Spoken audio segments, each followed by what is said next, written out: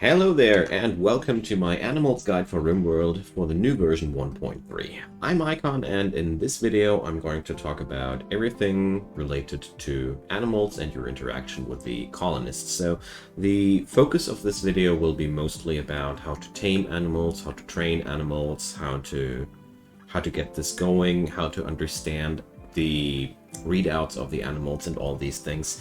I'm not going to talk too much about which animal is the strongest or what's the best army animal, what's the best farm animal, and all those things. I'll leave those discoveries up to you, and I'm going to focus more into teaching you what you need to know to get that animal army rolling, be that a animal of pigs or a army of mega wolverines or whatever is up here to your liking. So before we can get started, we have to look at how animal training in general works. It's always linked to your animal skill. Say hi to Tutorial Woman. She has pretty good stats, doesn't she? And basically, the higher your animal skill, the higher your success chances in training and taming those animals. It's pretty simple, but it had to be said. Out here in the wildlife section, you can check out all the animals available to you. This is a summary of all the stuff that's living on your map. What's really important to notice here is this section, which depicts you the risk of getting a revenge attack when you're trying to tame these things. Some animals don't like it when they get tamed, and here, for example, the boomalopes have a 10% chance of getting into revenge on you. So when you want to tame animals that have a revenge chance, always have some guns or some people available who are going to defend that person. Or you can also put up animals that defend your animal tamer. That's up to you. But we also want to know what do we want to train and what do we want to not to train. So when you check out the animals, you can always whip up their information screen. Among tons of different informations here, we're looking first and foremostly towards the trainability. This depicts how many different tricks you can teach an animal. Trainability comes in none, simple, intermediate, and advanced. Advanced animals can carry stuff for you, they can fight for you. Intermediate trainability animals can only fight for you. Simple trainability animals, well, as far as I remember, you can't even train them for attack or anything. I'm not even sure if they can be guards. I don't think so. So overall, if you want combat animals, you need intermediate or advanced trainability. Everything else won't be working because they're not supposed to be fighters. And in the previous versions, you could trick the system by just putting those animals somewhere in between your enemies, and the enemies would attack those animals. This doesn't work anymore. If it's a farm animal, the raiders are not that eager to shoot at it first. Good change from my personal perspective. So, trainability matters. What's also mattering is the question, is this a pack animal or not? If yes, you can load up things on the animal during caravanneering. And also important to notice is the filth rate. The higher the filth rate, the more filth it spreads when it's moving through your base, so you might want to not have it in your dinner room. A wild boar has a relatively high filth rate, comes with a name, doesn't it? So also very important to note here is, last but not least, the minimum handling skill. This depicts how much skill level you will need to tame and interact with this, to tame this animal and interact with it training-wise. So down here we have some interesting stats for you farmers. Here's the gestation time, how long it needs to produce offspring. And here we have the time it needs until it reaches adulthood, very important if you want to breed them for meat. And talking about breeding for meat, we see here how much meat the adult animal yields and how much meat we get per day. Really useful information if you want to relate what's the most profitable animal for your situation. Here we have also a depiction how much grass the animal needs to be maintained. And very important here is also to note the hunger rate, which tells you how much units of nutrition the animal will need per day. So Last but not least, I want to talk about the combat thing here. Forget the number before the brackets, that's an average amount of the DPS, which doesn't really tell you too much. The really important number is the first one in behind the brackets. This is the average damage this thing does per attack. 9.4 ain't that much. Everything which goes into the double digits is more and more deadly. If you get past 20 per blow and way beyond that, this is enough to one-shot people. After that, we see the accuracy and how many seconds it needs to attack. Keep an eye out for the armor penetration if you want to send out your animals against stuff like mechanoids. This can be really important, but overall, the higher this number is, the harder the animal hits, and the lower this number is, the faster it attacks. Pretty nifty to know if you want to put up your personal animal army.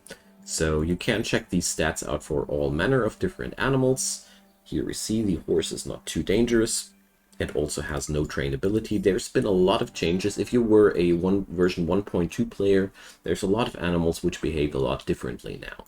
But there's also a really interesting thing, and if we check out the turkey here, for example, we see not only the meat readout, but also the amount of eggs per year, the amount of nutrition per egg, and here you see also the egg value per year. So if you want to put up your farm and if you want to check out the numbers, that's where you have to go to. But how does all this work now, you might ask yourself. Now, with version 1.3, there's two different types of animals.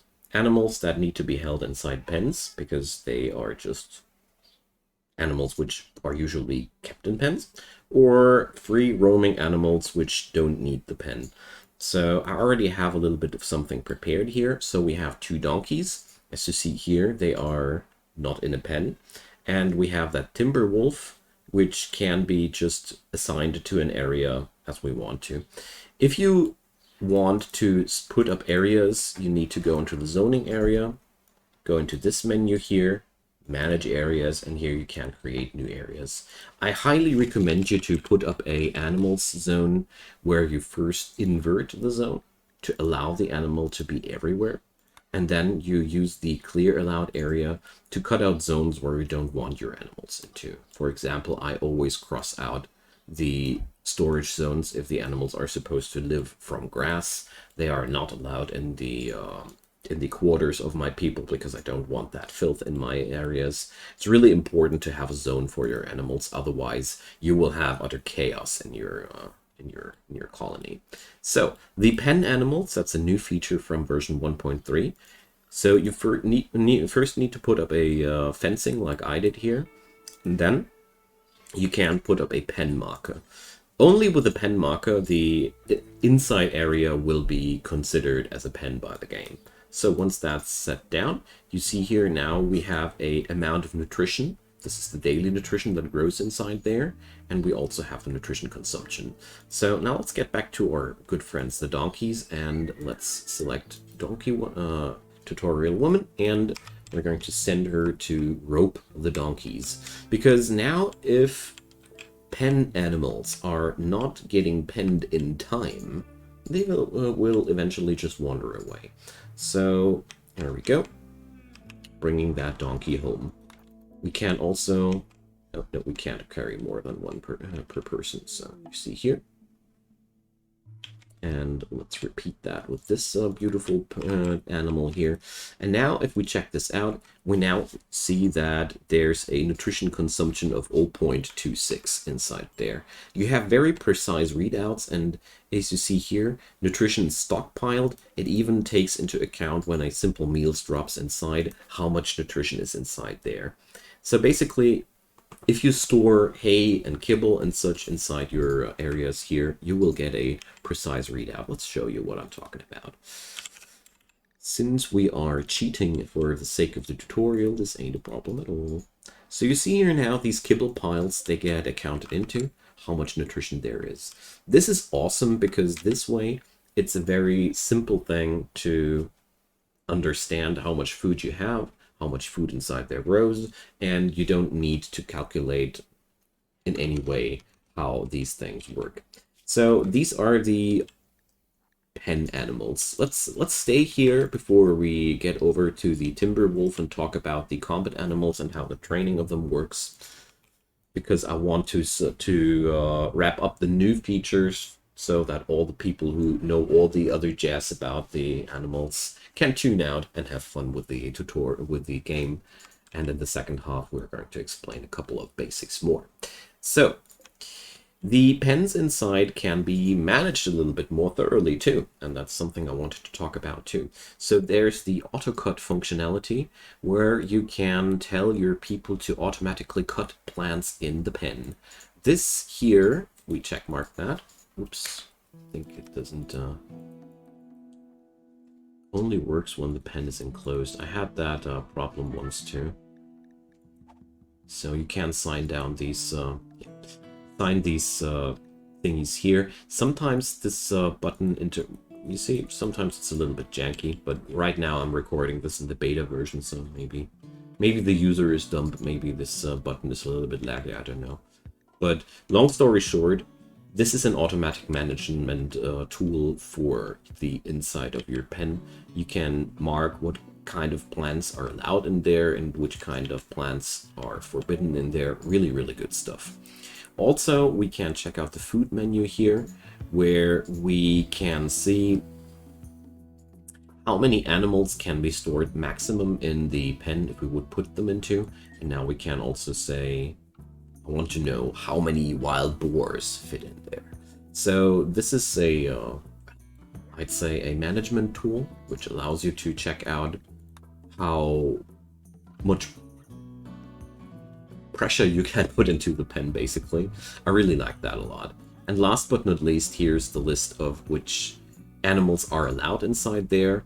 Most importantly, to mention here, you can also allow females or males only per pen. Really useful if you want to avoid pregnancies for whatever reason that might be.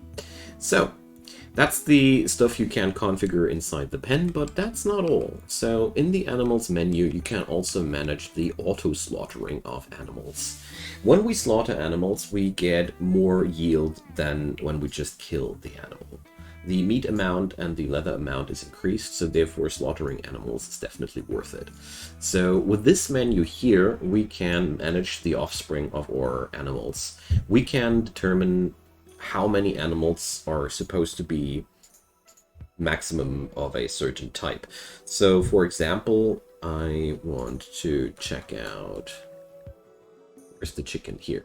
So we want to say we want 10 chickens at top, but we only want 1 male chicken. So with these configurations alone, we would have a situation where we would slaughter away every male chicken beyond the first one, and the rest can be female. This is a very, very powerful tool for managing larger farms, because at some point this is really terrible to manage that by hand. Use this if you want to go for a big, big farm. Okay, so that's how pen animals work. I didn't manage to talk about animals that yield wool, but some animals also yield wool, and you get a readout out of that amount of wool just with the eggs. Pretty cool stuff. But that's not all what we can do. We can also put up a animal barn inside here, and there's also animal doors now, animal flaps, which are basically insulating the room there without hindering the animals too much. I don't exactly know why they exist, because animals can also use doors without any problem, but I guess these are a little bit more fitting to the style. I don't know so much, but this is something we can do as well. What's also new is that we are now able to put up a straw matting floor. This is a special flooring which blocks animal dirt, or pretty much absorbs animal dirt, and if you want to have your animals living somewhere, you should have the straw matting down there, because this will block a lot of the animal dirt there.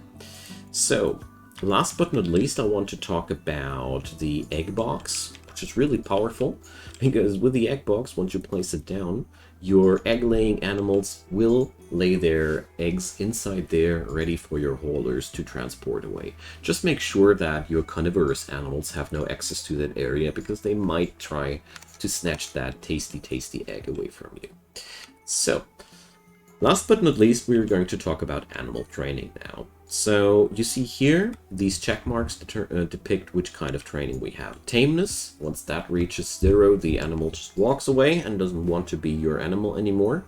Guard, this will make the animal attack when the master is attacked. Attack allows you to release your animals into the combat.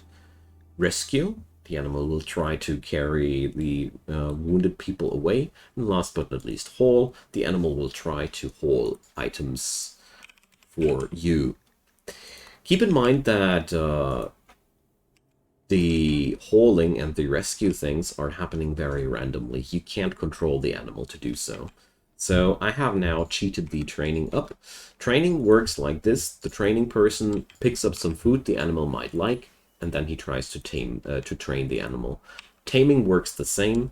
The chances of success can be found here in the information screen of your colonist. You have also, well, animal gather and gather speeds and yields are also higher with a better animal skill. Goes without saying, I might say. So, well, animal.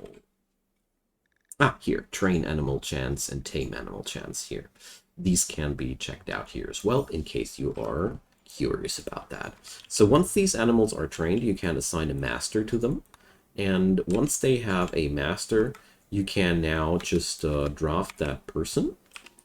And now the animal will be following your master as long as you have this check marked. Follow your master while the master is drafted, and this is follow your master while the master is doing field work. I would highly recommend you not to do this in the everyday situation, because your animals are way happier if they can roam around. Checkmark this if you want to tame, for example, a dangerous animal. This is where these things can be really useful. So, thanks to that raid, we're going to be able to show you how to handle the animal attack command. It's super simple. You just draft the person, make sure the master is attached to the animal, have that check marked. As you see here now, the wolf is following my person here. And now all we need to do, once the enemy is in sight, you check mark, you release this one, and the animal attacks away. Sometimes the animals can get stuck in that procedure. If that ever happens, undraft and redraft your people and release the animals a second time. Sometimes I had the experience that the animals are somehow not willing to lock onto the targets for whatever reason that might be. If that ever happens to you, just try to turn it off and on again. Golden IT rule applies to your pets as well. So this is pretty much all you need to know about how to handle your animals in general. Animals love to eat kibble. Kibble can be made out of hay and whatever you put into it. So kibble materials are all kinds of meat. People love to use raiders and insectoids for that department too. And you can use your veggie food and whatever. The big upside of using kibble is kibble doesn't go bad, and all animals love kibble. And in really, really desperate situations, your colonists can eat that stuff too. So with these things said and done, you now know how to basically bring up your animals and train them. Of course, that's not all that's to it. You have to find out for yourself what kind of animals you prefer. I mean, I didn't mention it here. Almost forgot that. Handling has to be a top priority for your people as well if you want those things to be done. And overall, everything in this game can be tamed and put to some use. And since now the butchering yields are way higher when the animal is actually tamed, it makes by now sense to tame whatever you want. Keep in mind that everything which can be put into a pen is found in this list, If the animal is not found in this list, it can't be put into a pen. Always try to have your pen online before the animals come, obvious reasons. And due to the fact that there are also events which just give you randomly events into your colony, randomly animals into your colony, it might be even a good idea to prepare pens nowadays, even if you don't have any animals whatsoever. Some general tips and advices for your gameplay when you want to play animal heavy. Animals do make a lot of work. You need somebody to train them constantly, to harvest them constantly, and take care of them constantly. If you want to use your animals for combat purposes, you also have to keep in mind wounded animals need a lot of doctor treatment. So if you want to use animals as your military backbone, you might want to consider also to have a doctor or two more and a little bit more of the heal root on the side too, because I made the experience that animals tend to have more wounds than human beings because they have way more HP per body part. Therefore, they can allocate way more wounds. And the more wounds you have, the harder it is to treat you. And that's why heal root is quite mandatory for your animal armies. The real big upsides, though, for using animal armies are quite clear. They are really easy to replace. Well, training takes some time, but you get the idea. And most importantly, if your animals die, your colonists don't die. And that's a really good thing. On top of that, there's nothing better to fight off large infestation attacks, from my personal experience, than sending your army of animals as a blocker in between, because this way your personal melee colonists don't have to suffer first. Overall, using animals has a ton of upsides. You just need to take care of enough workers, enough food, enough doctors, and enough medicine, and of course the obvious building priorities. Also keep in mind that if you want to treat your animals well, the animal beds and animal sleeping spots are very, very important. As of version 1.3, animal beds can be assigned to animals directly without any mods. Back in the day, we needed to install mods to set owners for these beds. And also you can put these into medical beds now. So there can be now medical beds for animals. Why is that so important?